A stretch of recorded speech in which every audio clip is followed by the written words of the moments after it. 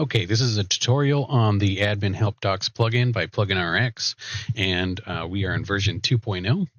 And what this plugin does is it allows you to create documentation for the back end of your website. So if you have a client, for example, that needs instructions on how to add a new post or edit the home page or whatever it may be, you can add some documentation that gives them all those instructions, as well as being able to add little notes to the top of any page or the bottom of any page and some other areas around the back end of the website. So let's dive right in because there's a lot to talk about and I don't want to take up a whole lot of time.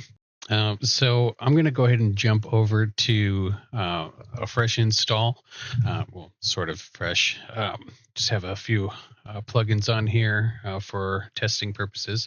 And then I did add the Admin Docs plugin already. And how you would do that is just going to add plugin. And then up here in the search, you would just type in Admin Help Docs.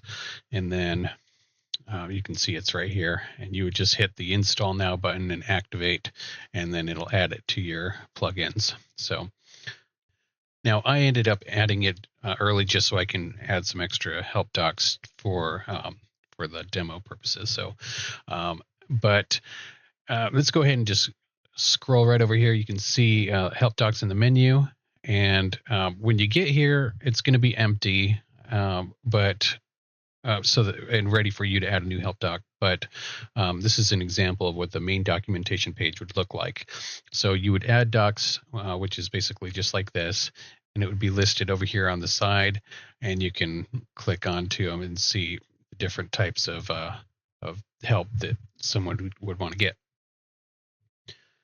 You also do have some folders, which you can expand or collapse and see documentation in those. And then to add a document, you would just go to the Add New button at the top here, and then you would add a title. For example, this is my example doc, and then under the body content, you would just add your text. You can style this however you want. Now, right now, I'm in the classic editor, and you can use the Gutenberg editor if you're familiar with that and want to use that. There is an option in settings to turn that on, but we're going to go ahead and continue with the classic here. Now, at the very bottom, you'll see this location box, and that has where you would put the help doc. Now, I mentioned before that there's the main documentation page. That's what we were on first, and then there's all these other options here. Now, to quickly go over what those are, we have the admin bar menu, which will show up at the top, and then you'll be able to, it adds the doc as a sub-menu item, and I'll show you what that looks like in a bit. The updates page is going to be where you go to dashboard and updates. And then we have a WordPress dashboard. We have two different types here. We've got the widget, and the widget's going to add,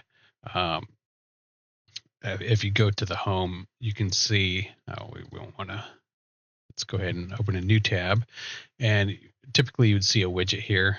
And then, for example, I can add different widgets, and you can see that it starts to pile up and get pretty messy. So what we can do is from here, we can add a new widget. So let's just show you, for example, real quick. I'll publish that and then come back over here and refresh. And then you can see I have my example doc right here. So it's pretty simple. And then the WordPress dashboard, the one that replaces the entire dashboard, is a little bit different. It takes all those other widgets out of the picture. It doesn't load any of them, and then it just replaces the page with your doc. So if we choose that and go to update, now right now it's not going to do anything if I refresh. So I have to go to settings here. And then down below, you'll see this replace WordPress dashboard with help doc.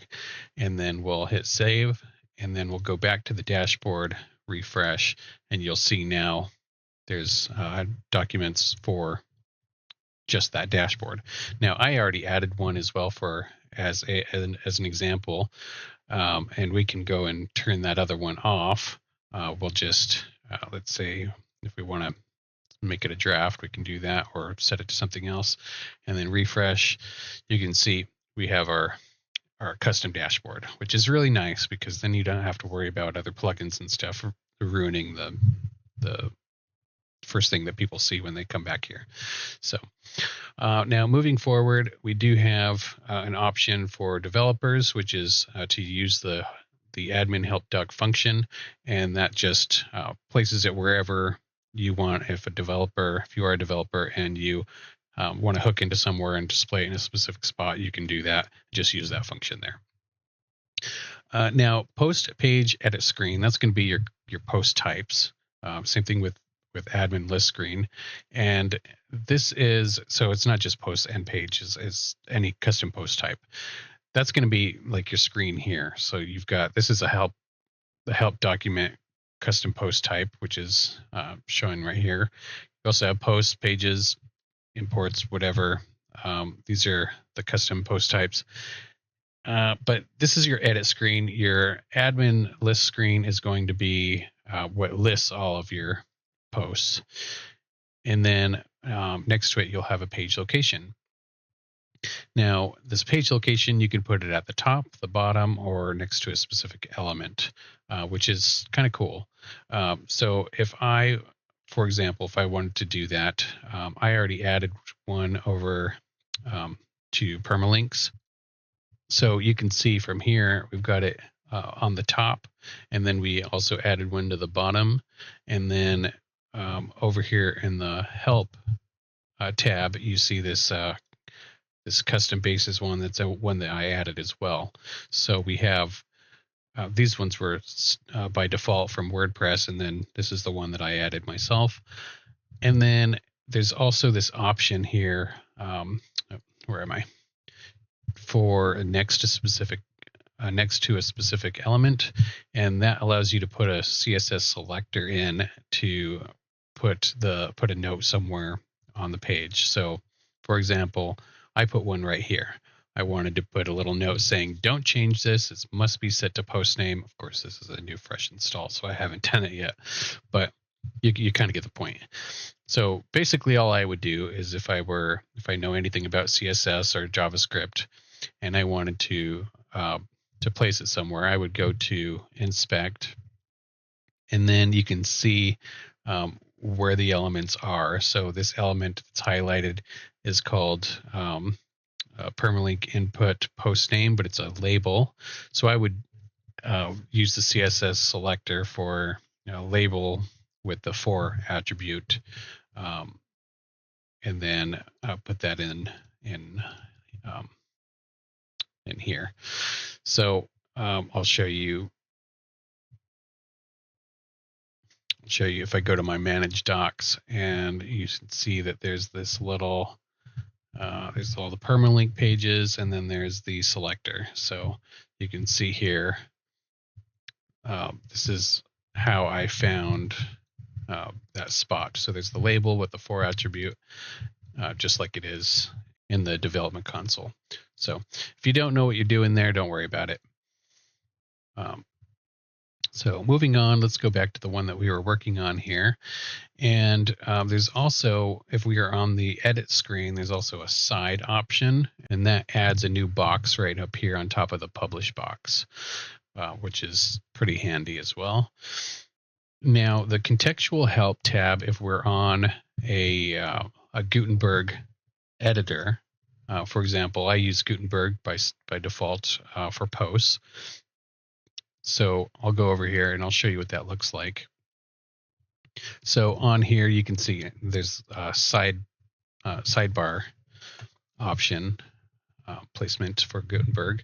And then there's also this help tab. Since we didn't have the tab up on the top, we added one to this bar, and you can just click on that and you can see what the help contents are. So that's very helpful. And then let's go ahead and swing back over to Manage Docs and show you what the other ones are. So now the rest of these pages here are all going to be from your menu. And so you'll see like the media library and so forth. If you want to put it on those specific pages, that's the one that you'll choose. Now, if you can't find it in the list for whatever reason, like it's not a public page, you can choose the other custom page option and then just put the URL in there and it'll do the same thing. So I wouldn't recommend doing that for all of them if it is in here, because it does add a little bit of extra processing to figure out to make sure that the URL matches. But if all else fails, I would definitely use that. Now, we only had the ability to do one site location, and it was kind of annoying having to do multiple documents just so I could put them in different places. Now you have the option to add in multiple locations, which is super, super handy. So down below, you have this other section. One is to allow public. Now, this plugin has the ability to share documents with other websites. So if you manage multiple websites and you want the same document, for example, on all of your clients' sites, then you can just make one on your site and then make it public. And then you can import it on all those other sites. And I'll show you what those look like here in just a bit. Viewable by roles is new for in version 2.0 as well, and that allows you to control the visibility of this help doc individually. So now there's also the option to add to folders here, and that's just for your main documentation page. That's this folder here. Now to add a new folder, you would just go to folders, and then you can just add a new one. And then it would show up here empty, and then you would just drag one of the docs into it. So you can just drag and drop wherever you want, and then it saves automatically. You don't have to save it anywhere. So now let's go ahead and move over to imports to show you what that looks like.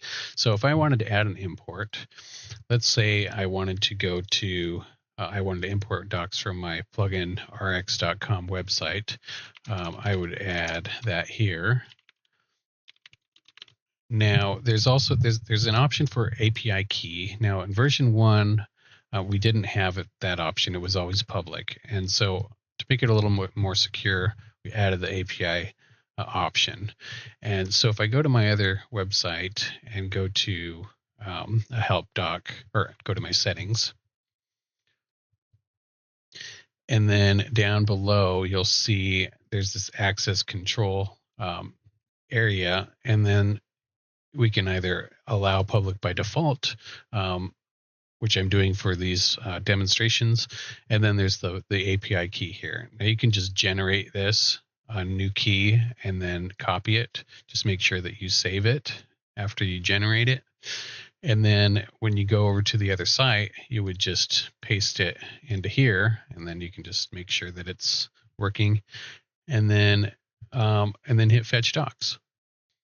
Now you can see automatically all these docs were the ones that were shared by default, and I could just import them right into the site. Now I can copy them and then stop allowing public on the other site. Or I can auto feed them. So if I wanted to auto feed, for example, a couple of these for the main docs page and then one for the dashboard widget, I can do that. I can also feed all of them automatically if I wanted to. And then anything I add to the other site will automatically add to all of the other websites that are importing. Of course, it's cached for 12 hours, so it won't show up immediately, but you can clear the cache if you want to force it, and that's under settings as well. But for the purposes of this demo, I'm going to go ahead and just do these 3, and then make sure this is active, and then save the import settings, and then I'm going to go over to show you what those look like. So if I go to the dashboard widget, if I go to the dashboard here, now it's not going to show up when I've replaced the dashboard. So let's go back to settings. And then turn this off, which is replacing the dashboard. And then go back to my dashboard here. You can see that this imported widget is here. And then in my help docs, now you can see these two with the different icons are going to be my imports. Now in version 1, you couldn't move those around and put them in folders. Now you can. In version 2, you can put them wherever you want, which is nice. That's pretty much it for imports. Let's go over to the admin menu. Now, the admin menu allows you to put the menu in any in a specific order that you want. So I can just drag these and put them in the place that I want. And I've already done that to show you, and I can just uncheck that and save, and then you can see this is by default. No, actually, this is what it looks like by default. And then I can colorize those separators with whatever color that I want, and then move these into the spots that I want, hit save, and you can see it changed a little bit here. I just wanted my posts and pages to be in the same spot. And then, you know what, why don't we put the appearance in this other section with other settings, and you can see that it popped it down there. So pretty easy. It's not a whole lot of customization, but it does organize things a little bit nicer for you and for your clients. And then why don't we go over to the settings here, and I'll show you what some of the settings are. Now, we talked about some of the customization here. Now, you can also customize and brand all of your documentation and all the areas. So if I wanted up here in the menu area, wanted to say get help, you can see it was a live preview. It actually changed there, but I still need to save it, so don't think you don't. And I can change the icon if I want to. Let's, why don't I search for star and start typing that, put a little star there. And then page title, if I wanted to change this to plugin RX help documentation, I can do that. And then at the very, very top, if I wanted to put my logo, I can pop that in there as well. Why don't we try this? I'm going to go to the other website and maybe steal this logo here. We copy the image address and then go over to the settings here, and let's just paste that there. And there we go. Now we have our logo there. Now we also have a help doc logo, which we can put that as well. And what that's going to do, this is a page logo, and then the help doc logo is actually going to be the one that shows up right here. So, and then you have color themes and different colors. In version 1, we had 5 different colors. Now you have a lot more, and you can actually change the theme. So if we go here and wanted to do like a corporate look, you can see how that changed up at the top. And if I use my arrow keys and just go down, I can see all of the different kind of color themes. So let's go ahead and choose that one. I think that looks pretty good. And then show you a few more of the options that we have here. We have the admin bar that we're going to go ahead and select that. And let's save and show you what that looks like. I'll refresh. Now you can see that the same icon that I used for the menu is going to be up on the top. And this just, if you click on it, will take you over to the main documentation page. Now, if I wanted to add a document to this, then I can choose the admin bar menu as the option for the doc, and it's going to add it as a drop down right here. And then you can link to it, which is or you can add a link to it, which is helpful to give resources or whatever. Now there is this other option to add a support contact form, which I'll go over in just a minute.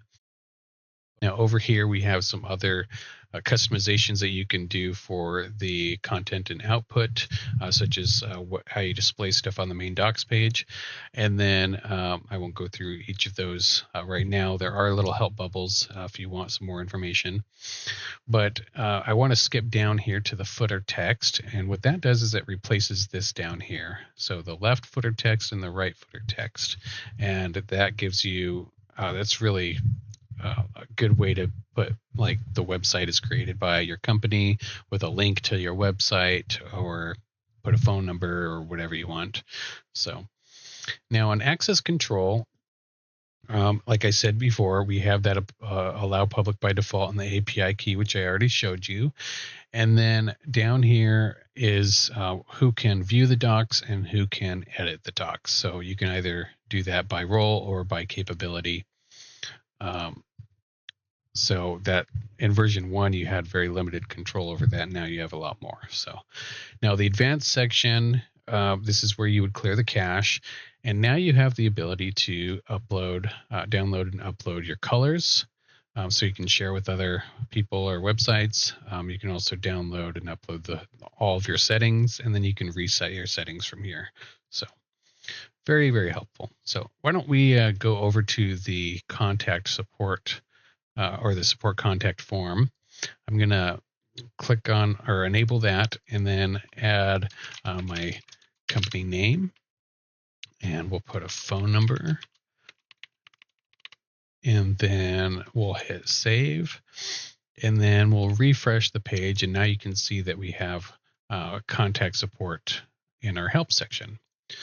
So now this gives you the ability to send a message directly to support. So the email that I had in there on settings, that's where it's going to email to. And you can put multiple emails, but this is for your clients. So if you have a client that needs to contact you and they contact you on a regular basis, you can have them do it here so that it's documented. And you can, it has some basic fields on here, like technical support, billing inquiries or whatever. And then they can just fill that out, upload some screenshots, send it to you. Now, it also, if you are a developer, then you can hook into any of these to this whole form, and then you can change the fields. You can add custom fields however you want. It's very easy to do. There's a lot of documentation on our website, which is the last thing I'll show you here. Under frequently asked questions, we have some basic answers for you, and then at the top we have a help guides, developer docs link, and then your support section as well. So that's all I have for you. If you have any questions whatsoever, please feel free to reach out, and I hope you enjoy the plugin. Thank you.